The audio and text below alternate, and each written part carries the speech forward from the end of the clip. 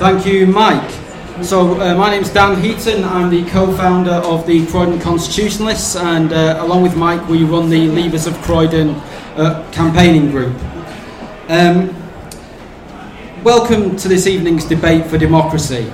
I'm sure we've been watching on in horror at some of the shenanigans that have been going on in Parliament recently, and perhaps it's therefore apt that we have a number of smaller parties here who, as Mike has said, all believe in Brexit wholeheartedly. But we're not here tonight to talk about Brexit. We're not here to talk simply about what's going to happen in the upcoming European elections if we are made to vote in them. We're not going to talk about the party that's just set itself up and maybe indeed a single issue party.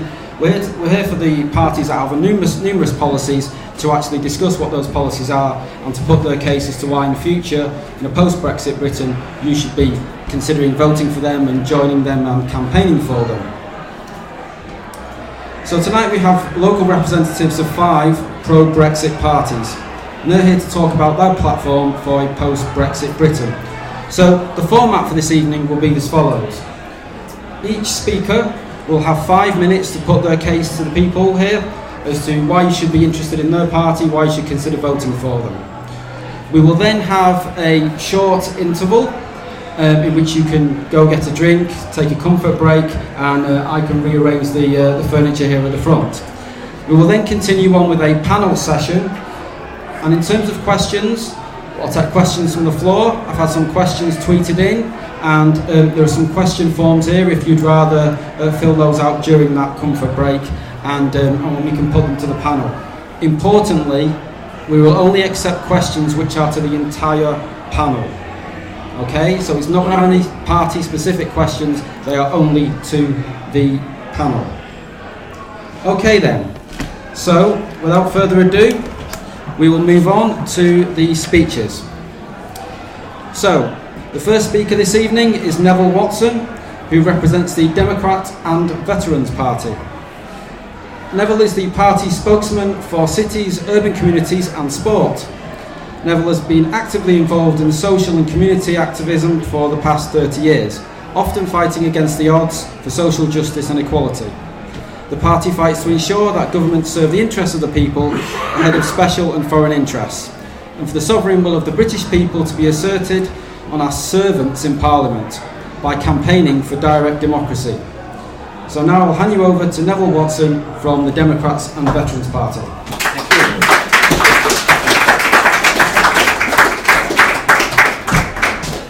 Firstly, good evening everyone. I just to say, I've got some suitcases, I'm not moving in here. I've literally just come off the plane and I've come straight here from Gatwick. But I felt I wanted to come, I didn't want to make an excuse and say I'm tired, I've been away. I thought it was important to speak to the people of Croydon. Now, politics today is broken. We need a politics that fits the here and now. Who said that? Can you guess? Chuka Anu. So, I mention that because what I'm going to be speaking about is a new form of politics, a new way of doing politics. But a caveat to that, it isn't so new. The politics I'm going to speak about began back in 600 AD in Athens. I'm not going to give you a history lesson when I talk about direct democracy. But I just want, before I speak about direct democracy, I just want to give you some confidence and bring some good news to Croydon. I want to bring some good news to you. There's an assumption, and when I campaigned on behalf of Vote Leave during the referendum, there was always a surprise when I went onto the stage. There was a surprise because it was in, I think it was in Hemel Hempstead, where someone said to me in a church hall, they're about to call me a nationalist, a racist, and Little Englander. But you see, I always found when I was campaigning, they found those words hard to use when they looked at me. And so, in a way, I broke the mold. So the good news I want to bring to you today is, and I say this because it's relevant to everything else. In my day job, I'm a counsellor. When I say a counsellor, I look after people who are struggling. I'm a therapist. That's what I do for a living. Now, I mention that for this reason. 6 of my clients who are currently practicing GPs in National Health Service, they are here from Sri Lanka, 3 from Pakistan, 3 Pakistan, Sri Lanka, and I think 2 from India. All 6 of those GPs voted to leave. Now, why do I mention that? Because it's always thought that the leave voters were these thick, sort of didn't know what we were doing. Basically, we were just caught up in the emotion of the argument. Well, that's not such a bad thing. But I want you to know that a lot of people from the Commonwealth voted to leave. And I won't go into all the reasons why, but they did. Direct democracy. Representative democracy has failed us. We've seen it. There is no doubt. We do need something new. Now, if you look at direct democracy, I suppose the model, to give you some idea, would be the Swiss model, where they have, I believe they have 26 cantons, and it's there they have a thriving direct democracy. But what does it allow you to do? What does it give the everyday person in the street? Empowerment. It empowers you. You have a say in policy. You can make a difference in your local community. You are no longer just a number. You mean something. We believe the time has come for direct democracy. Now, we recognise, and look, let's be real. We know we're not just going to have direct democracy in an instant, but it can run alongside representative democracy on a local level. We are a direct democracy movement. You can really see what we do on www.dvparty.uk. That's our website, and it gives you a really good idea of the structures that we have. Thank you very much. Thank you. Thank you, Neville. Our second speaker this evening is Chris Mendes from the Foundation Party. Now, Chris is the party leader and has declared that the major political parties are no longer fit for purpose. The country is desperately missing a party, one that is more patriotic and genuinely for the service of the ordinary people rather than themselves. Chris was the vote lead in Croydon South during the referendum, and the Foundation Party is seen as a long-term project for building a serious platform for clear, patriotic principles for like-minded individuals who believe that our country can do so much better. Please welcome to the stage Chris Mendes from the Foundation Party.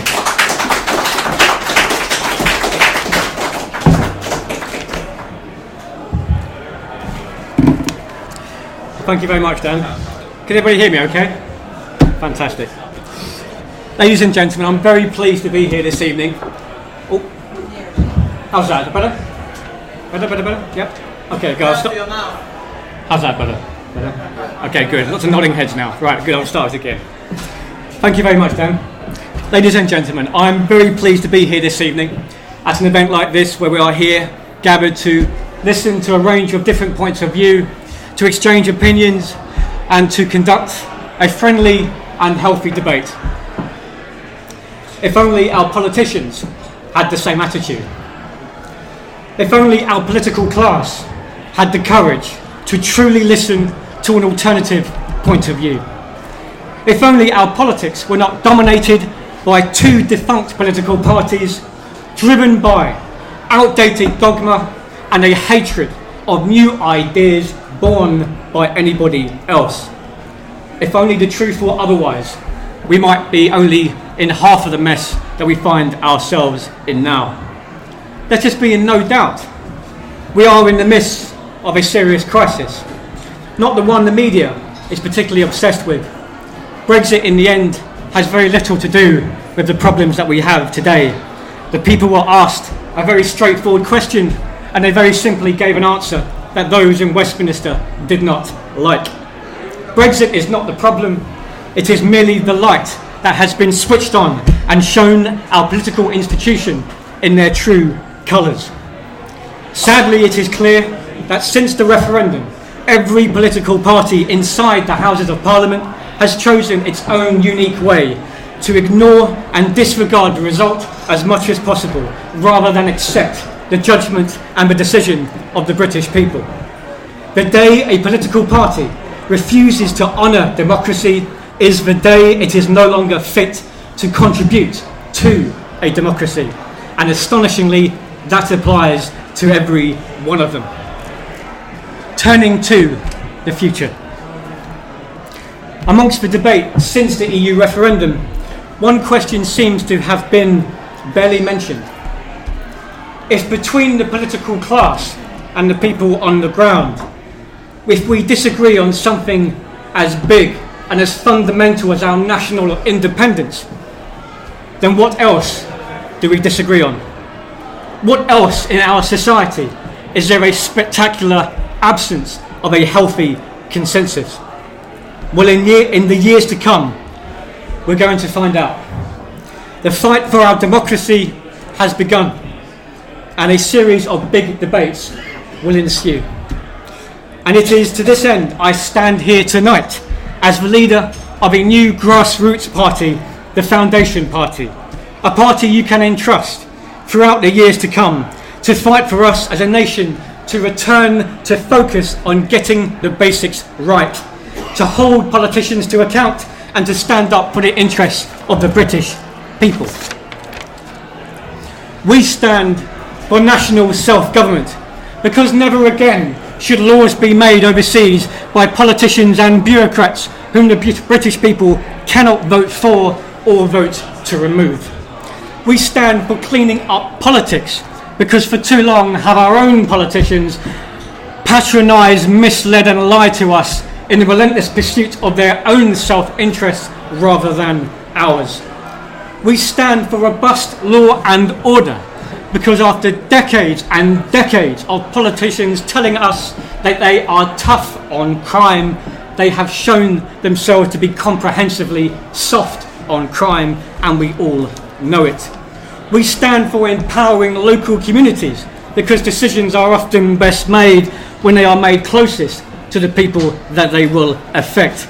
We are in favour of not only a substantial downward transfer of power from Brussels to Westminster, but from Westminster down to cities and counties throughout the country, closer to the people.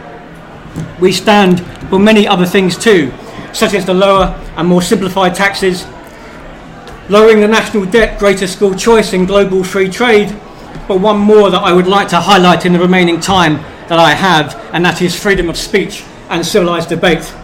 Freedom of speech is important for two fundamental reasons.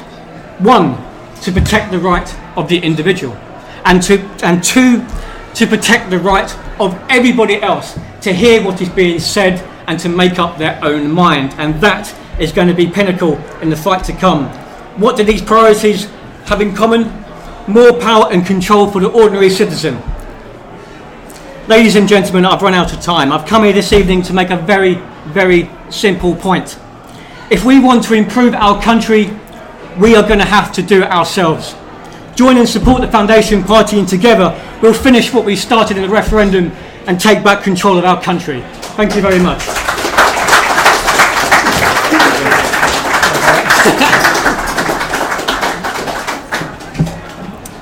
Thank you, Chris. Our third speaker this evening is Sean Finch from the Libertarian Party. Sean was the Libertarian Party candidate in Lewisham East, in the Lewisham East by-election. You may remember that infamous by-election. Sean is an avid free speech advocate. The Libertarian Party stands for lower taxes for both individuals and companies, small government, free speech and individual responsibility. They support free trade and free enterprise, whilst believing that people should make up their own minds and take their own choices. They support a withdrawal from the European Union and a return to the free trade agreements upon which Britain joined it. Please welcome to the stage Sean Finch from the Libertarian Party.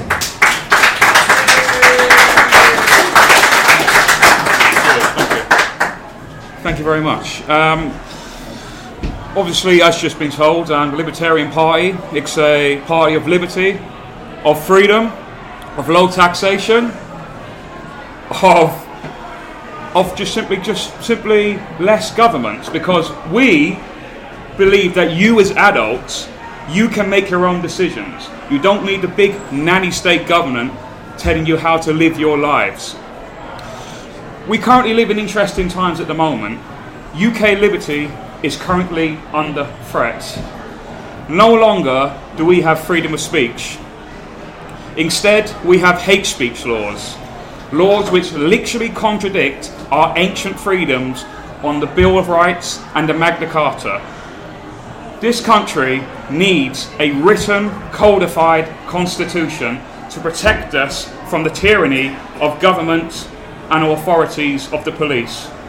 The police would instead rather investigate Twitter crime than they would do actual crime that the people want them to investigate. This was known as the Pelian Principles when the police was first formed hundreds of years ago. It was based on a principle where they would act on our behalf, crimes that we wanted them to investigate. Just today, Facebook has banned Britain First, the British National Party and the English Defence League. I personally do not agree with those parties and movements. However, they have every single right to say what they say and think what they think, because that is the point of our civil liberties. It has become 1984 by George Orwell has become an instruction manual for our current UK Parliament. This has to stop. And like my friends, I like to think now, from my other party, from the other smaller parties, they believe that direct democracy, bypassing Parliament, is a more ideal way of governing than government itself. Unfortunately, because of the 2016 referendum, the ideas of referendums and direct democracy has been dirtied. I think personally they are trying to make the referendum a dirty word, because we will never have them again otherwise. People will get sick and tired of them. I think quite the other way. More direct democracy, more devolved power from centralist government is better, because a law passed in Westminster Parliament does not fit places in Liverpool or Yorkshire or whatever. We plan of bringing back the old kingdoms, not literally the kingdoms, but the regions that make it and have devolved bodies in them. There is literally a party called the English Democrats, which his main priority issue is to have an English Parliament, because unfortunately Scotland has the Scottish Parliament, the Welsh have the Welsh Assembly, and there's the Northern Ireland Assembly. Westminster Parliament allows MPs from those regions to come in and dictate English law, but yet we cannot make laws in their relevant countries. This is a problem. It needs to stop. Our plan is to hopefully give more liberty, more freedom to all of you, so we can bypass this sort of tyrannical way. In America, they have a written constitution, and their first value, even though they love their guns, their first value is freedom of speech. Their second value is to bear arms, to protect that first principle. Those founding fathers, they were more wiser than our current leaders now, because they realised if you don't have freedom of speech, nothing else matters. It all starts from there. But that's what we're about, and hopefully, please do chat to me later about it. I've got way more ideas about it, but thank you very much for listening.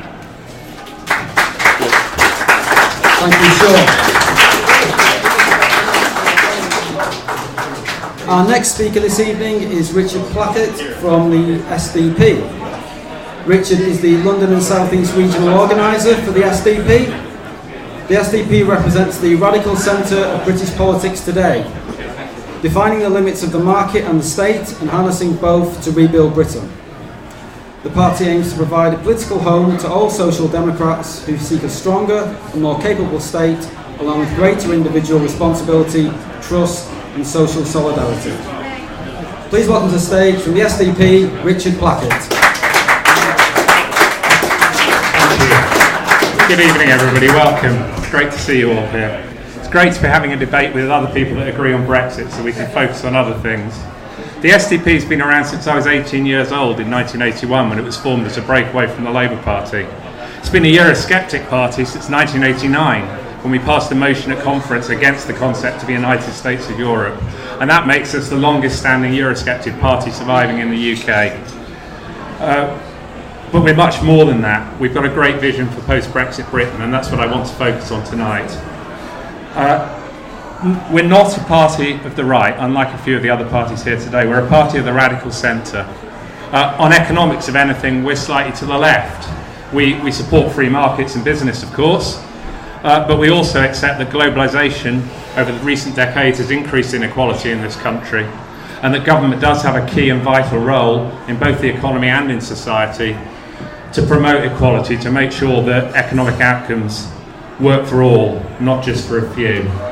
So when you read through our policies, you won't be surprised to see that we support increased investment in the NHS, in education and the police. We support action on the living wage, where many people in this country have had no pay rise for more than a decade. We support investment in council housing, haven't built any council houses in decades, in public transport.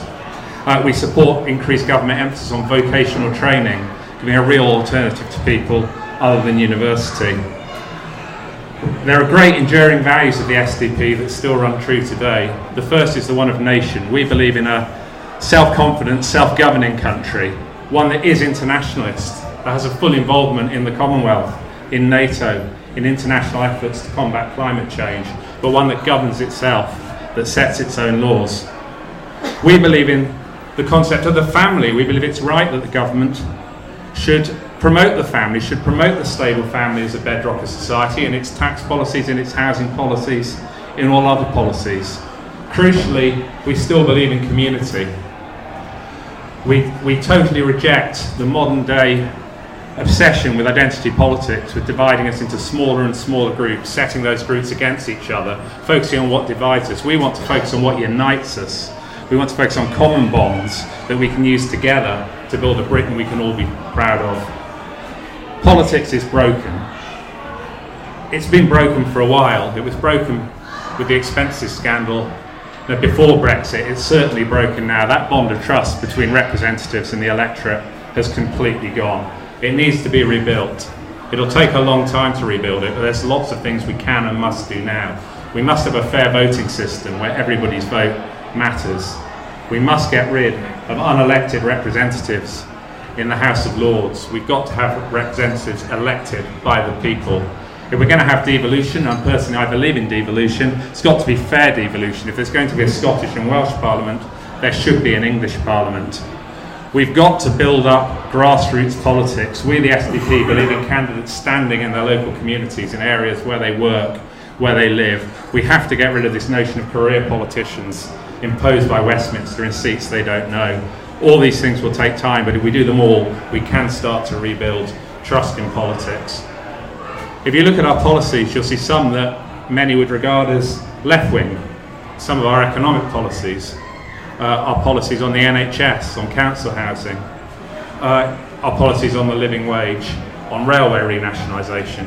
You'll see some policies that people would regard as right-wing, abolishing the BBC licence fee, controlling immigration, making sure that doing the right thing pays, so that there is a contributory element to the benefit system, so that veterans are properly looked after. We don't actually care if policies are left-wing or right-wing. We just care that they're the right policies for this country.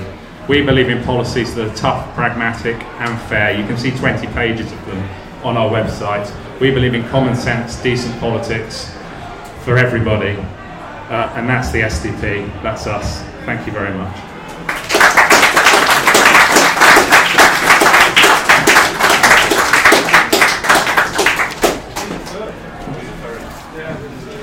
Thank you very much, Richard.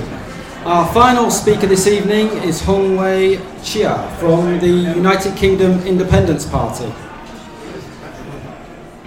Hung Wei is the UKIP Croydon chair and stood in the Coulsdon ward during the recent local elections, having previously stood in Lewisham West in the 2017 general election. UKIP is the party that represents freedom. Freedom from the EU, freedom from political correctness and cultural Marxism, freedom of speech, and freedom to be proud to be British. UKIP's mission is to show the way forward for Britain as an independent, self-governing, democratic nation.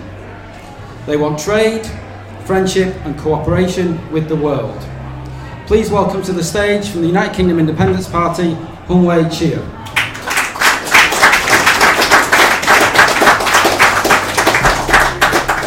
Thanks. Wow, what great candidates, what great passion, what great policies. There is so very much in agreement. It's going to be a tough act to follow. And the disadvantage of being the last person to go is you just get to sit there and stew in nervousness. Right. Thank you everyone for coming tonight. Good evening. And thank you for lending us your ears and to be here. I know that's really what Dan has already done. But it's annoying. His introduction, he's already stolen pretty much at least half my speech. Right.